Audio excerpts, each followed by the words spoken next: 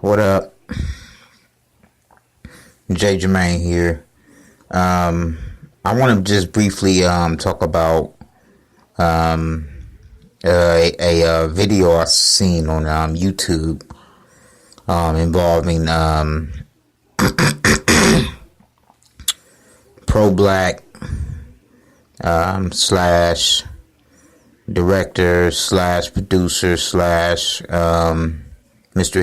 Hidden Colors himself, Tariq Nasheed, versus a guy named Jared Taylor.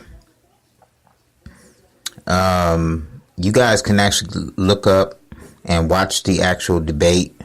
It's on YouTube. All you gotta do is just type in Tariq versus Jared, and you guys will be able to find it. And I just want to make just a small little commentary about it. About when you scream white supremacy, white supremacy, white supremacy, white supremacy, white supremacy. It's almost like when Dave Chappelle had that joke about keeping it real goes wrong. Well, in this debate, Tariq Nasheed screaming white supremacy every 15 words, 10, 15 words went wrong. The guy Jared, he's very, very well versed in history, most notably white history, but world history as well. And if you are a Tariq Nasheed fan or whatever, of course most of y'all are going to be like, yeah, Tariq Nasheed held his own, and he told him about the structure of white supremacy and how it dominates the world and everything. Well, guess what? Tariq Nasheed looked like exactly what he looked like when he was on the Tucker Carlson show. When, he was like, Tucker, and it's no disrespect to Tariq or whatever, because, I'm no hypocrite. I actually bought one of his Hidden Color movies. Actually, I think Hidden Colors 4, I believe. I didn't buy the Haiti revolutionary movie they came out with recently, but it's about a year and a half ago I bought his I believe it was Hidden Colors 4, because he does have good information within the actual movie, and and it's spitting some good truths. However, this just lets you know with Tariq, the reason why and I guess this is a critique. Matter of fact, it is.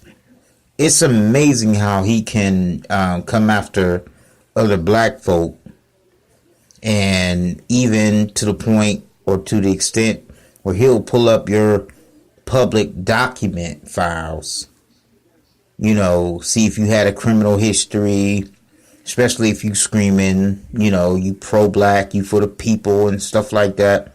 Now, I'm not pro-black. I don't consider myself pro-black. I'm just pro-people, black people. And I know somebody say, well, that means you pro-black. No, because I don't adhere to no red, black, and green. I don't want to wear no unks. I don't want to be no comedic person. I'm not no Hebrew Israelite. Although I do believe that we are many black folks, as far as descendants of slaves is concerned, are from we are that lost tribe. I just really believe that. If you really want to boil it down and say, oh, well, maybe he's a Christian. Well, I have Christian beliefs, but at the same time, I'm more of, someone who searches for the truth. And whether y'all want to get mad at me or not, or thumbs down the video or not, I believe the Bible is the truth. I just believe it's been tampered with for a specific reason. And I believe that the so-called chosen people, whenever you get someone who has information on them, they will label you as anti-Semitic. You have to deal with the Defamation League and all this nonsense. So that's the reason why I believe black folk, African Americans, those who are descendants of slaves, are the chosen people. But anyway, in this debate, of course, they were talking about racism and really how can you fix the problem. And Tariq was so busy bringing up white supremacy, that he really never made any solid points. He had some points or whatever in regards to our past. But as you know, a lot of these white folk, when they get on these debates, get with these, and they come on these platforms and they go against individuals like Tariq Nasheed, they will only talk about now. And because racism is not overt like it used to be, they run with that narrative. And if you don't deal with the now about white supremacy, because I'm not saying it doesn't exist, I believe it does, I know it does, or whatever, there's so many examples, it just ain't funny. There's so many examples of white privilege, and that white folk still, even today, a certain class of white folk still believe in the Southern heritage as far as the Confederate flag, still believe in their Civil War heroes, and they were upset when they took down certain statues. However, notice how there's still statues of Albert Pike, who was a staunch white supremacist or whatever. Matter of fact, he was an elitist. Because see, the real trick is regular white folk, they are tricked to believe, and I'm talking about the supremacist ones, not the elitists, because the elitists is a different story. And the regular white supremacists that Tariq always speak upon or intermingles with elitists and regular white folk who are just bigoted. I'm just going to say it like that. They're just bigoted or prejudiced, or just believe that they're better than other races of people. Those white folk really believe that, they are better than other races of people. But the problem that Tariq comes in contact with, because he is a public figure, he can't really dispel the truths about the elites. He can't do that, because he'll just label an elite a regular old white supremacist when that's not the case. The elites don't like anybody but themselves. They don't like no one but themselves, not the regular white folk, not the poor white folk, especially the poor white folk, not the poor black folk, not the regular black folk. They're elites for a reason. They're in these societies, secret societies, for a reason. And before somebody say, oh, here you go, you want some Illuminati, man, they got fraternal orders for a reason. They have secret societies for a reason. They really do. what black folk did was emulate that, even though white folks several hundred years ago stole the idea of these quote unquote Luciferian, because that's really what they are, societies. They got that from Egypt.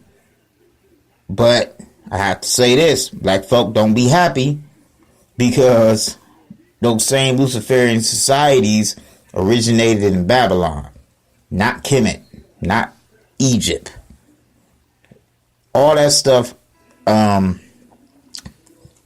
started in Babylon. You know, but before I go off on a tangent, I'm going to slow that down and get back to my point. My point is how Tariq can literally destroy black folk who may, I guess, have a mind like a black conservative or your Jesse Petersons of the world or something like that. He can destroy them. And he can even destroy your, people who know their history, you know what I mean, to an extent, and they're black. But whenever he goes up against these so-called white supremacists, he gets look like a character. He gets look like a troll. And even in the video, once you go look it up, again, it's called Tariq versus Jared Taylor. It's about an hour, 32 minutes long, but it's well worth the listen to. Whenever he gets in a debate with these guys, he can come across very emotional. He can take it for granted. And these guys, they are so cogent when they speak. They are so direct. They are so, they know what they're talking about. Whereas Tariq, even though he'll say some stuff that is historically accurate, it'll come across as, some guys beating his chest like white supremacy, white supremacy, white supremacy. You know what I mean? Instead of staying more mature in his dialogue and more cogent in his speech, and the way he comes across. He doesn't do that. He treats it like it's like it's a game, like he already know what he's talking about. And then he'll try to say, white supremacists, this guy is saying I'm white, I'm say so and stuff like that. And that may be true. But if you're having a debate, you got to make sure that, your tools are sharpened. And I'm not saying Tariq doesn't know what he's talking about, because he does have good points. But it's almost like a student being Tariq, being schooled by the master, being the white man. And I hate to say that, but this is the issue or the biggest problem. A lot of times when you have a lot of these pro-blacks or people who, talk about white supremacy all the time, a lot of times when they come against the enemy, quote unquote, or whatever, they're not well rounded. And because they have black folk who follow them, and they're not as educated or well read and about the history of our country and things of that nature, because a lot of times we like to use things from the past which are relevant towards today, but the quote unquote white supremacist he can easily debunk you. And then of course they'll use the same things like your common black conservatives. They'll talk about black on black crime, which the white guy did in the debate. And the way Tariq answered it, he answered it as if it's not an issue. Instead of, stating that the issue of black on black crime, which really shouldn't be called black on black crime, it should be called crime in general, because you don't hear white on white crime, you don't hear Asian on Asian crime, you don't hear Latino on Latino crime. He could have just, shut the guy up and saying like, okay, why is it called black on black crime? Who created the term? Certainly wasn't black folk, but Tariq didn't do it. And I don't know. Maybe Tariq, thought the guy was someone he could just steamroll over or whatever. Because the guy, he's pretty old, what I mean? I'm not trying, mature in age. I'll say that, but it was certain things that they were saying, and white folk gonna laugh about it. And then he had a moderator, I should say, where they had, people, on the chat line asking questions, and it's the same rhetorical questions that we hear in the media all the time. Same things that you would hear on Fox News. So I don't understand how Tariq didn't really debunk it like he would do if a quote-unquote coon black person would say the same things or repeat the same rhetoric. I just find that mighty interesting. And also, I'll leave with this point. He gave the white guy, Jared Taylor, said something very, very powerful. I'm going to paraphrase it. He said, Tariq, the way you're sounding is that white people are the most intelligent and the most, dominant people in the world. And you know what? Tariq agreed that they were the smartest. Of course, he said in the interview like they're the most deceptive. But again, that still comes with being smart, being intelligent, or whatever. People in the world. And he agreed to it. Now, how is that melanoid nation? How is that black empowerment on a intellectual level? Again, I urge you guys to go see the video. The video just dropped like maybe a day ago or something. It just strolled through my feed on YouTube and I happened to listen to it. And, I was like, man, because this ain't the first time I heard Tariq pretty much get put in check or made to look like, he was some amateur when it comes to what he's talking about. Come on, Mr. Hidden Colors. You got all this information and stuff like that. Matter of fact, your nemesis right now, I don't even believe your nemesis, who's been, labeled as a fraud, Dr. Umar Johnson, I don't even believe he would have went out like that. But again, you'll have, the fanboys of Tariq, who will defend him, say that he cooked the white man. But if you're thinking logically and independently, you're not going to think that. You're going to be like, Tariq, man, come on, man. But anyway, these are my paperless thoughts. Holler at you later. Peace.